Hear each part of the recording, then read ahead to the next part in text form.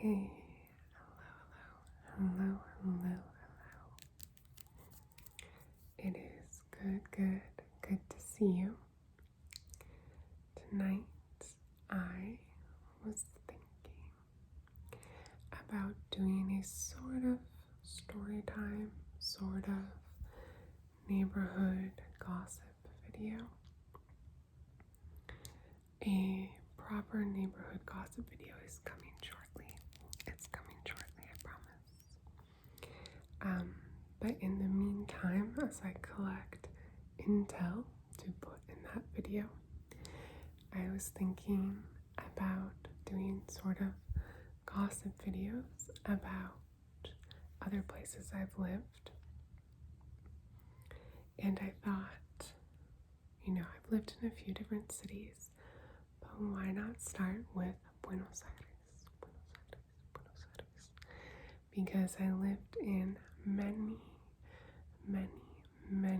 apartments there. And some of my living situations were rather interesting. So I'm going to start with the first apartment that I lived in Buenos Aires.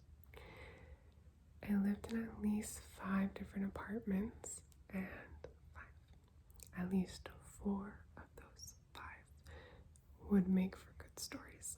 So if you like this, let me know, and I'll continue it. And or can do neighborhood gossip sort of story times about places I've lived in China and wherever else. One last thing before we get started. I had this idea, and then I was watching Michelle Whispers. She has a video on her experience as an au pair, kind of like mine. So I went to watch that video, and then related to that video, I found some of her neighborhood gossip videos, and they are a similar sort of idea. And I was really happy to find them, to see that someone else was doing what I wanted to do, which is giving good tea, good story time sort of gossip stuff about places they've lived previously. So if you like this, let me know, and or check out Michelle's videos too. Okay, so if you know Buenos Aires, or if you don't, I'll just explain it to you.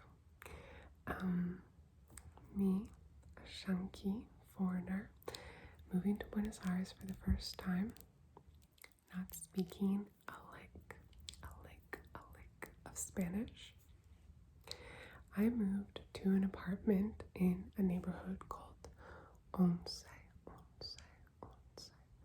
which is 11. That means 11. Once. It's not the safest neighborhood, but the reason I moved there is because I didn't know where else to move. I was coming to Argentina from across the world, not even the States where I'm from, but a different country entirely called China. So I had this friend from school. We had studied for our diesel together, which was just like a little something I got just in case. A little like extra certification that ended up coming in handy for a bit. We had studied for that together in Chile the summer prior. And then she had gone to Buenos Aires and Argentina, and she fell in love with it, so she moved there.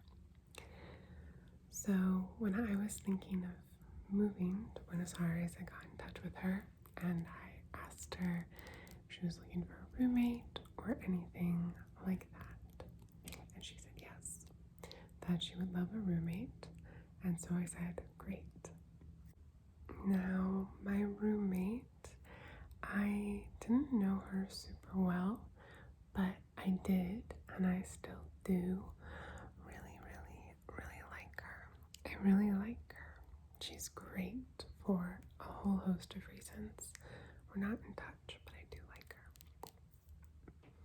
But this living situation is not what I was expecting at the time. So she said, yes, I'm looking for a roommate. And I said, great, I can be that for you.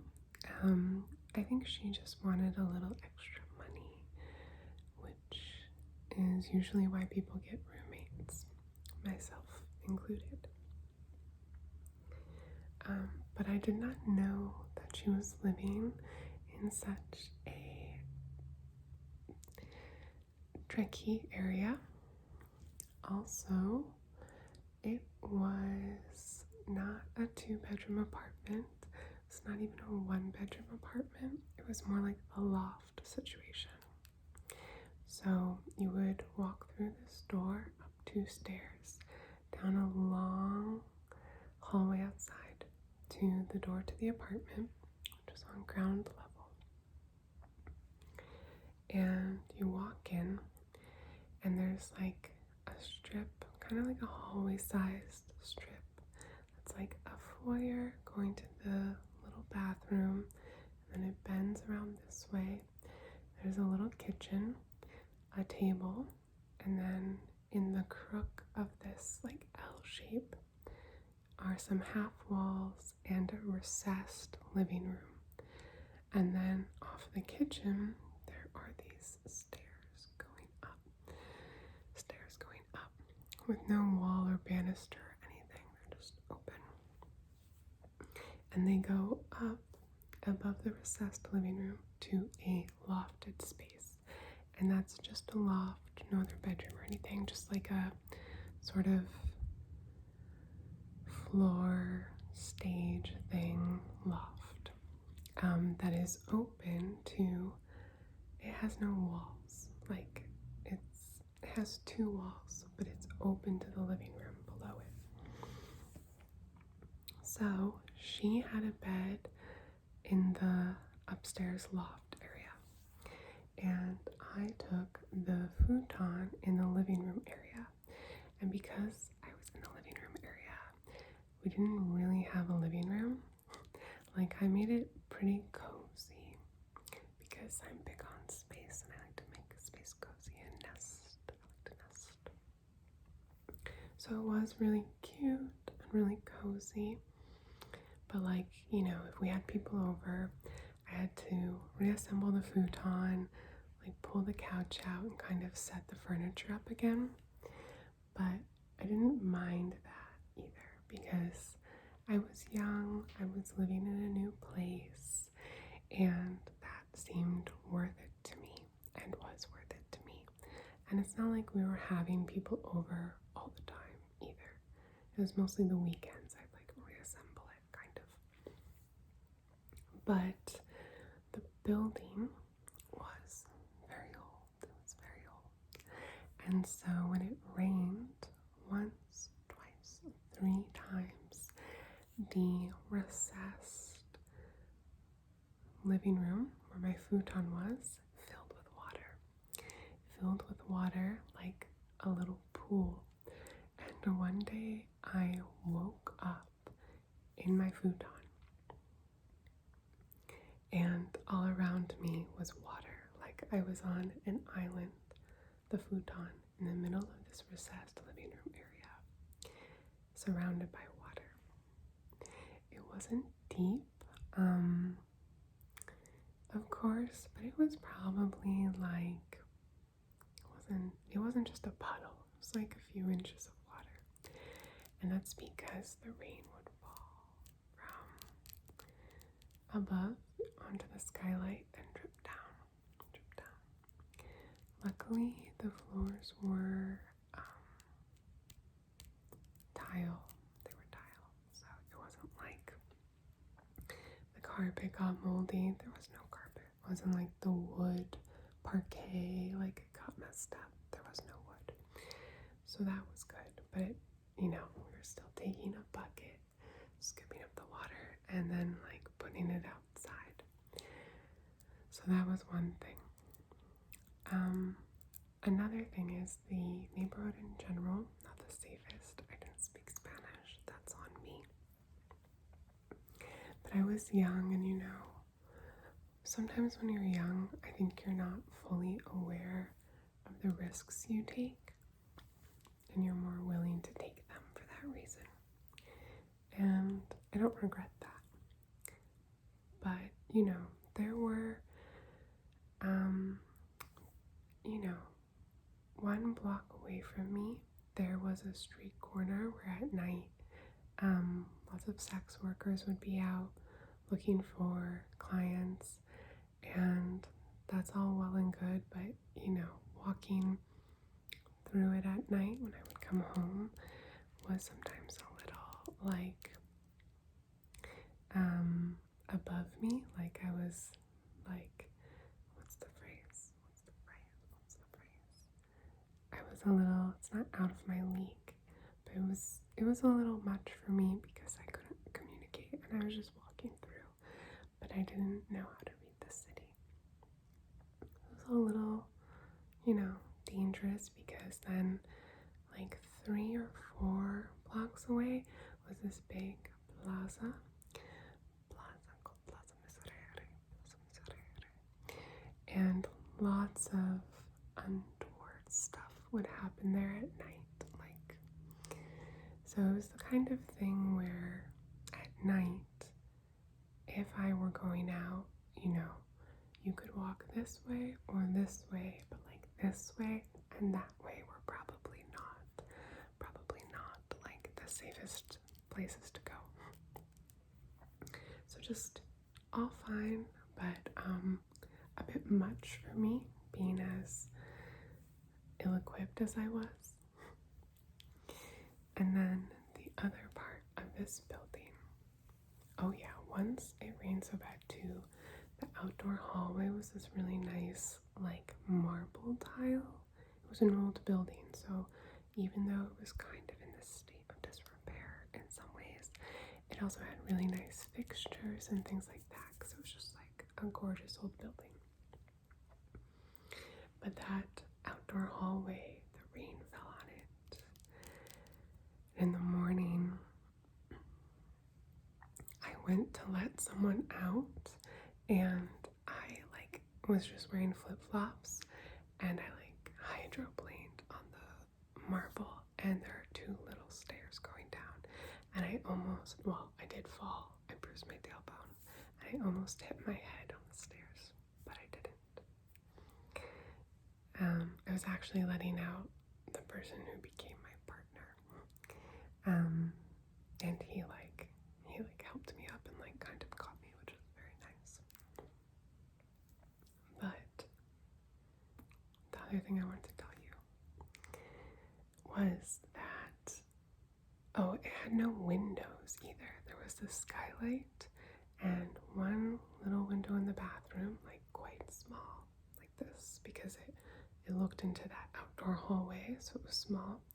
And then another little window from the kitchen, again into that outdoor hallway, and a skylight. And that was it. So that was different for me too.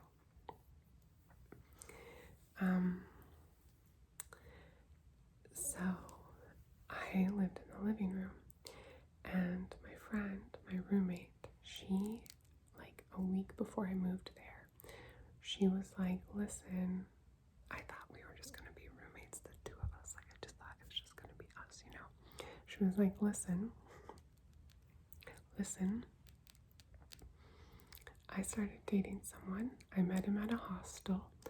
He is homeless, so he's living with me now. So he will also be your roommate. And I was like, okay, I didn't really have an option, really. It was a week away, so I was like, okay. And this is a tricky story to tell because it's complicated, but I will say, to me, this guy was always very nice. And there's a happy ending at the end of this too, which is that my roommate and this guy, they got married and they have two beautiful little boys, and they moved to the States and they're very happy, which is amazing. But this guy was like a little rough and tumble, you know, whatever, it doesn't matter, except that, so he was living with us, and he would come around, because he was living with us, but he'd bring around his other friend from the hostel, who was like also always very nice to me, like a little slicker. He was single, I was single, you know, so he was trying to flirt and stuff. And so my roommate and her boy were like over here, but he would always bring his boy around who would flirt with me. And one night, okay, again, the bed is in this like open loft. And one night, they got it into their heads. Let me say too, these guys, they borrowed my roommate's digital camera to go out and take pictures. And it was a really nice DSLR, like a really nice camera. And they come back from their photo excursion one day and they don't have the camera. They said they lost it. They said they lost it. Like a nice, like, switch out the lenses digital camera. And this is years ago too, so it's even more expensive. And they just said they lost it. Oops, it's just lost. Like, no story about how or when or why or where or how or when or why or where. And it was like an expensive camera. And bless my roommate, she was so in love with this guy. She was just like, oh, they lost it. I was like, dude, like, did they lose it or like did they sell it? Honestly, I really wanted to know. I was sure they sold it. And the guy I started seeing, who later became my partner, was also like, they sold it. They for sure sold it. I mean, we never found out for sure, but it was so strange that they had no story like, oh, we left it on a table at a cafe, or oh, this guy ran past us and took it, or they were just like, oh, I don't know where it is. What do you know? So it was that kind of mood, okay? And my roommate had her guy over and they were chatting and they were gonna go upstairs. Mind you, every time they went upstairs together and wanted to have a private moment, like, the loft was open to the living room, okay? So it was very hard to have any measure of privacy. Like I said, I was really young and we were both just trying to save money. So this one night, he brings over, he's gonna hang out with my roommate, his girlfriend. He brings his guy over. It's like the 15th time I've said this, but this guy is flattering me, and like really flattering me. And there's music playing and there's wine. I'm like, sure, I'll drink some wine with you. Had some wine, you know. Well, then I realize that they had planned to have a threesome that night, which, like, awesome. Go do it. Have fun. They had planned to have a threesome that night. And when my roommate saw that this guy was kind of flirting with me, she was like, look, we planned to have a threesome tonight. I think this guy is trying to get you involved. I would really rather that you not get involved. Like, I would really rather it be a threesome, not a foursome. I was like, noted, duly noted, heard you loud and clear. I'll stay over here. But it was so hard as a situation. Like, the three of them went up, and at some point that guy came back down from the loft to talk to me. I was just sitting on my futon with headphones in, watching a movie. And he was like trying to pull these moves on me, be like, you know, like, what are you up to? Kind of thing, trying to make sure I felt included. And it was a very strange situation to find myself in. I was like, oh, I'm just watching a movie. And like, no, thank you also. Anyway, so when I think of that apartment, that is what I think of. Some pretty good tea for you, I guess. Just a story from my youth. But like I said, I love my roommate from that time. She was very good to me in so many ways, and we were good friends at that time too. Like I said, not really in touch now, but I really appreciate her a lot for many reasons. And I love that she found her husband there.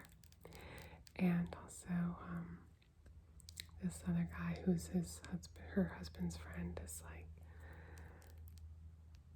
a fine guy, I guess. I don't really know much about him. I don't even know if they're still in touch, but everyone was fine. It was just awkward and strange, and the apartment flooded quite often. So that is the first apartment. If you liked this, let me know, and I'll do other apartments, tell you other stories about other places I lived. I hope you are doing super, super well, and if you're not, that is okay too. I'll see you very soon.